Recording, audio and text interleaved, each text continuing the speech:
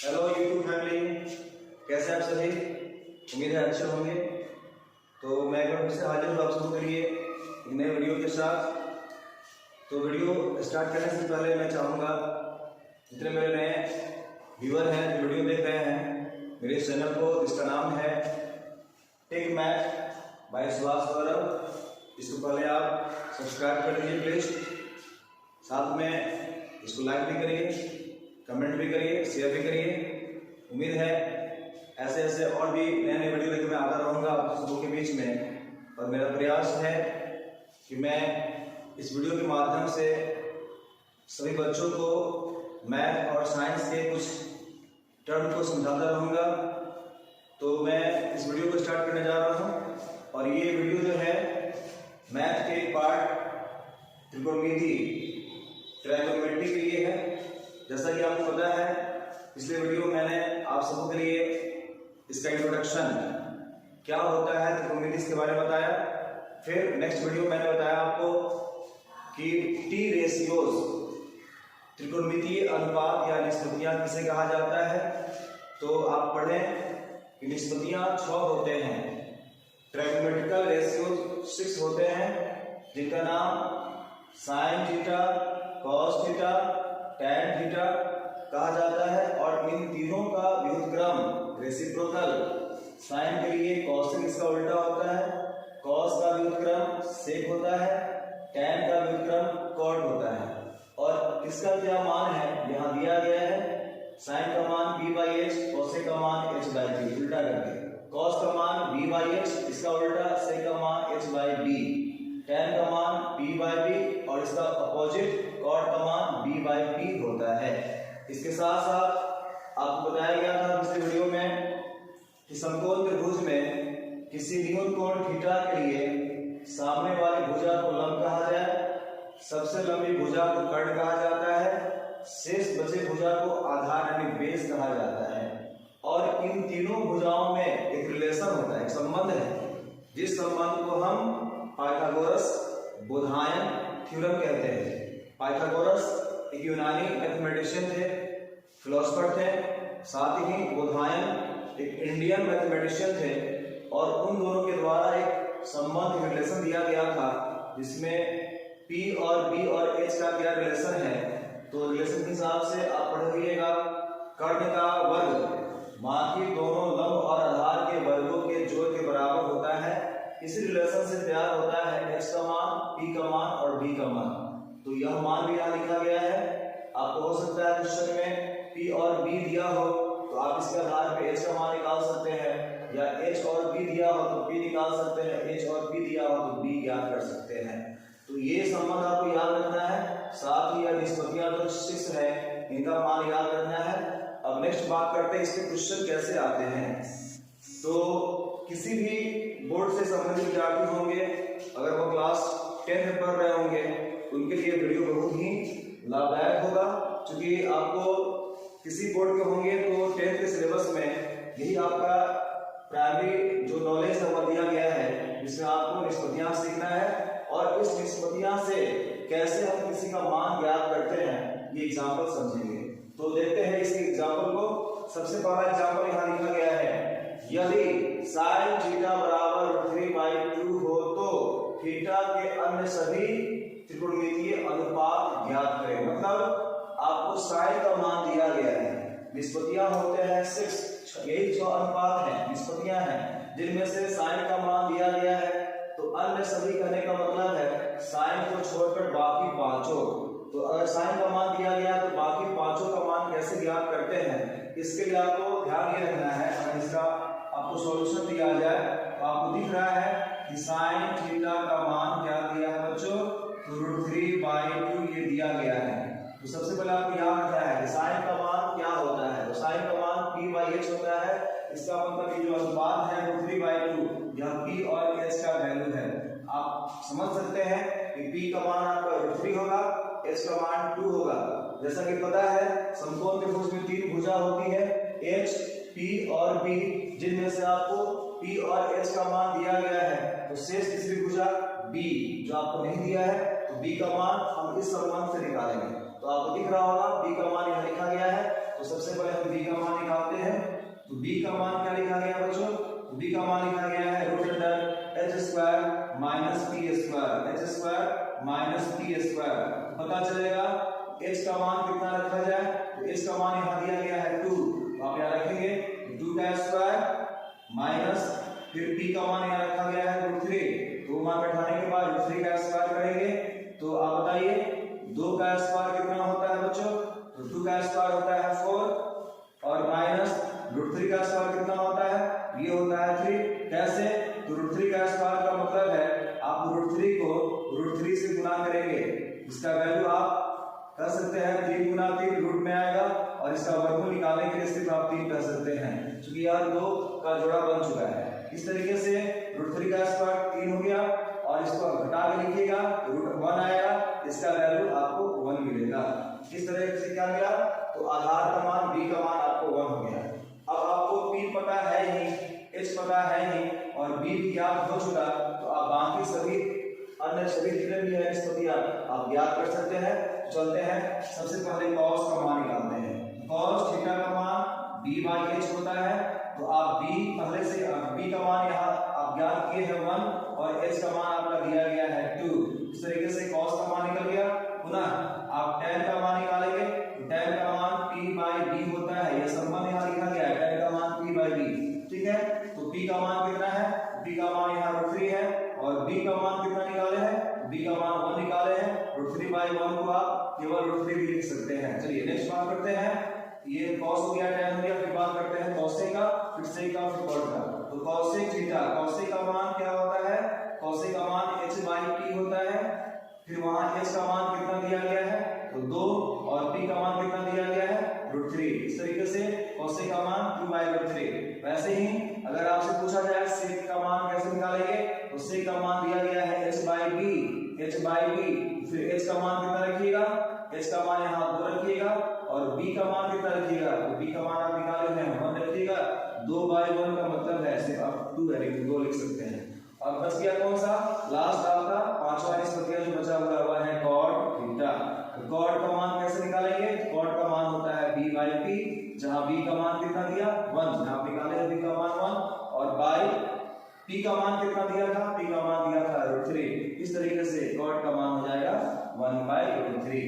चलिए, तो ये पहला एग्जांपल रहा जहां पे आपको केवल sin का मान दिया था, बाकी अन्य सभी निष्पत्तियां का मान इस तरह से ज्ञात कर सकते हैं।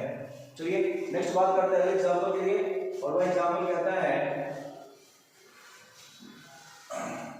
अगला एग्जांपल भी ऐसे ही है जहां पे आपसे कहा जा सकता है कि अन्य सभी या जो भी निष्पत्तियां का मान निकाल दो।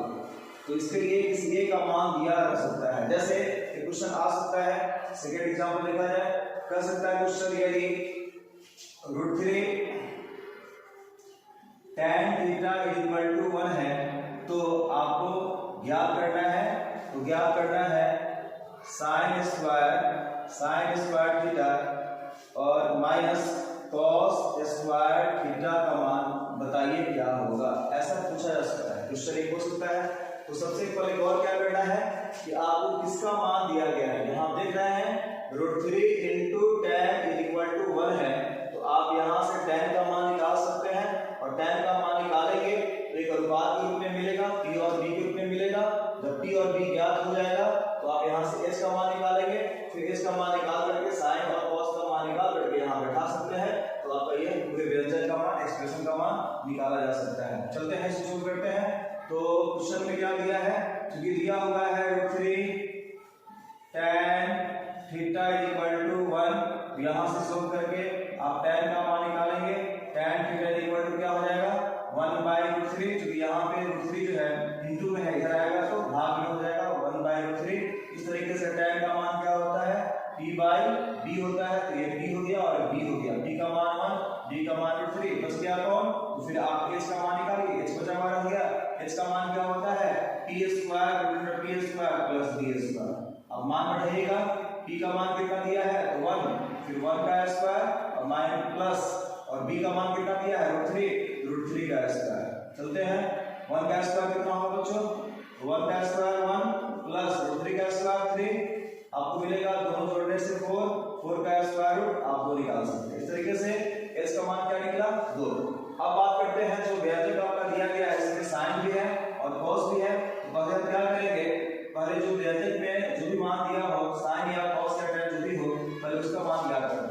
तो साइन का मान निकाला जाए तो साइन का वैल्यू क्या होता है, p बाई h होता है। तो p बाई h में p का मान कितना दिया था 1 और h का मान कितना निकाले हैं 2, तो आपका साइन का मान निकला 1/2। एवं आप cos का मान निकाल लीजिए, क्योंकि व्यंजक में आपका cos भी दिया गया है, तो cos का मान निकालेंगे तो b बाई h, b आपका मान कितना दिया था √3 और h का मान कितना दिया है, h का मान यहाँ पे आया है 2। इस तरीके से cos का मान निकल गया।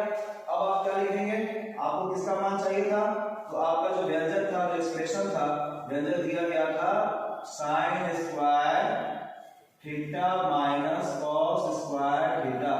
अब आप sin का मान यहाँ से क्या निकाले थे 1/2, तो यहाँ बैठाएंगे 1/2, साथ में इससे स्क्वायर डाला हुआ है तो आप इसका स्क्वायर कर देंगे, माइनस cos का मान कितना दिया है √3/2, इससे भी स्क्वायर डाला हुआ है तो इसका भी आप स्क्वायर कर देंगे। तो पता चलेगा 1/2 का स्क्वायर 1/4 मिला, 1 का स्क्वायर 1 और 2 का स्क्वायर 4, माइनस √3 का स्क्वायर 3 और फिर 2 का स्क्वायर 4, दोनों का आप एलसीएम लेंगे तो एलसीएम 4 आएगा, ऊपर में आपको 1 - 3 मिलेगा, इसको सॉल्व करिएगा तो 1 - 3 होने से -2 मिलेगा, बाय में 4 रहेगा, घटा सकते हैं आप, इसका वैल्यू आपका -1/2 आ जाएगा।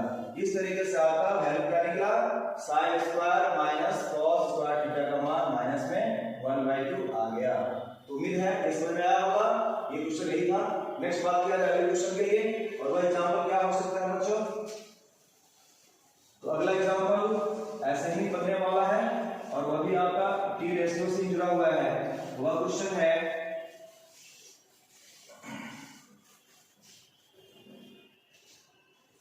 Third example.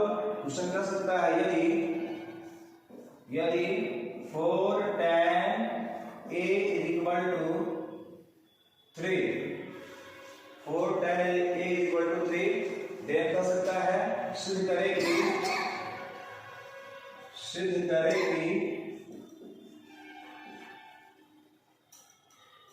sin a into cos a = आपका दे सकता है कितना, तो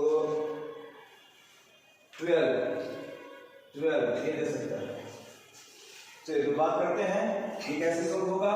तो एक संबंध यहाँ दिया गया है, 4 tan a का मान 3 है, तो सिद्ध करना है sin a into cos a का वैल्यू 12 होगा। तो देखा जाए कैसे ये सोल्व होता है। तो सबसे पहले क्या दिया है, तो सबसे पहले आपको दिया है, क्योंकि हम देख रहे हैं कि 4 tan a का वैल्यू आपका 3 दिया हुआ है। यहाँ से अगर हम सोल्व करेंगे तो tan a का मान निकाला जा सकता है। tan a का मान क्या निकलेगा, तो 3 और y में चला जाएगा 4। तो tan का मान क्या पढ़े थे, tan का मान पढ़े थे p/d। इस तरीके से यह p का मान 3 हो गया और b का मान 4 हो गया।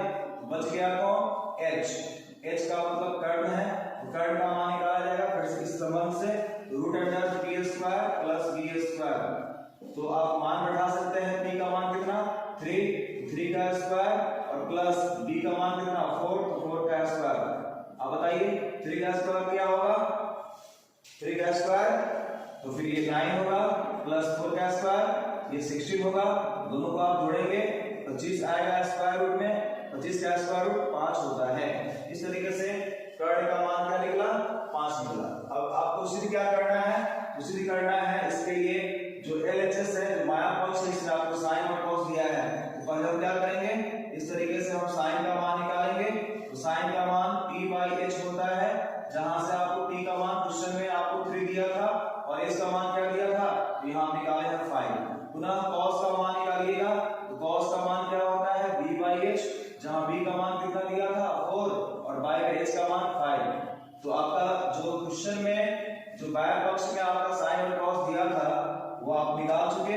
अब आप सिद्ध करने के लिए लेंगे LHS, लेफ्ट हैंड साइड, अर्थात हम इसको बाह्य पक्ष भी कहते हैं। बाह्य पक्ष में क्या दिया गया है, बाह्य पक्ष में दिया गया है sin a into cos a, sin a into cos a। ये क्वेश्चन 12 नहीं, ये 12/5 कर सकता है सिद्ध करने के लिए। ऐसा क्वेश्चन है 12/5, सॉरी 12/25, 12/25 कहा जा सकता है प्रूव करने के लिए।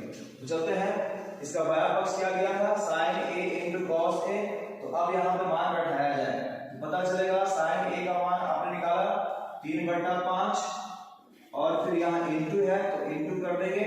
कॉस का मान निकाले हैं आप 4/5। अब इसको आप मल्टीप्लाई करेंगे, गुना करेंगे तो 3 गुना 4 करेंगे तो 4 तिया 12 और फिर 5 गुना 5 करेंगे तो 25।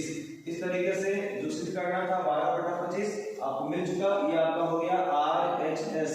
आप इसको प्रूफ लिख सकते हैं, सिद्ध हो गया। चलिए उम्मीद है समझ में आया होगा। क्वेश्चन में यही दिया था कि 4 tan a का मान 3 दिया है तो बता सिद्ध करना है sin a * cos a का मान 12/25 कैसे होगा, ये आपको प्रूफ करना है। ऐसा भी क्वेश्चन बहुत सारा हो सकता है प्रूफ करने के लिए या मान निकालने के लिए। इस प्रकार एक और क्वेश्चन हो सकता है, उसको देखते हैं ये कैसे बनेगा। तो next question number example 4।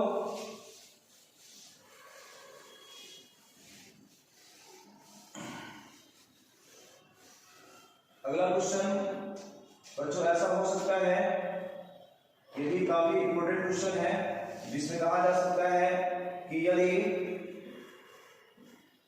Sine alpha = 1/2 तो सिद्ध करेगी क्वेश्चन दे सकता है, सिद्ध करेगी 3 cos alpha - 4 cos cube alpha का वैल्यू 0 होगा।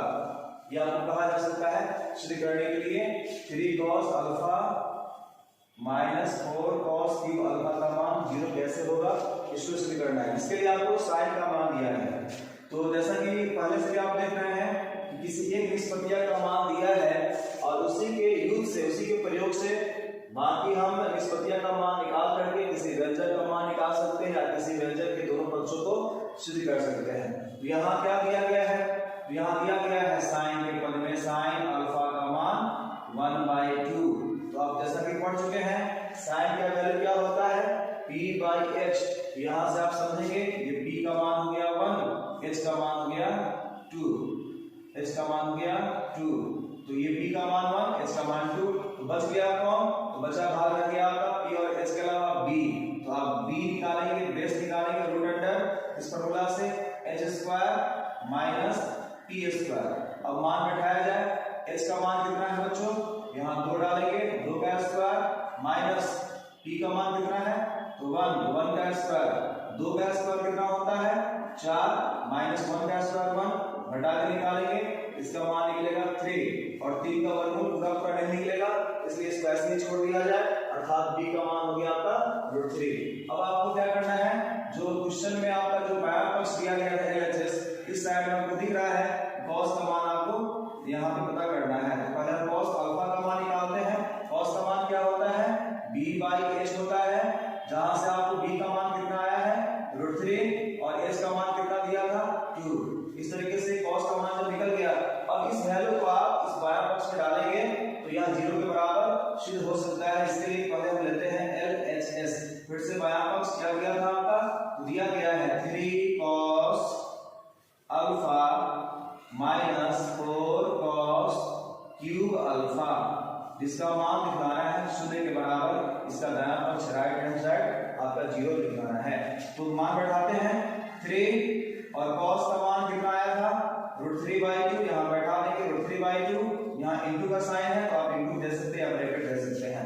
ब्रैकेट का मतलब ही होता है गुना है, -4, फिर से आया cos का मान यहाँ पे आपका √3/2 है, तो √3/2 यहाँ रख देंगे और इसका पावर 3 है, क्यूब है, तो हम भी क्यूब डाल देंगे इसका पावर में। अब इसको सोल्व करके 0 निकलाना है। कैसे सोल्व होगा ये देखते रहिएगा।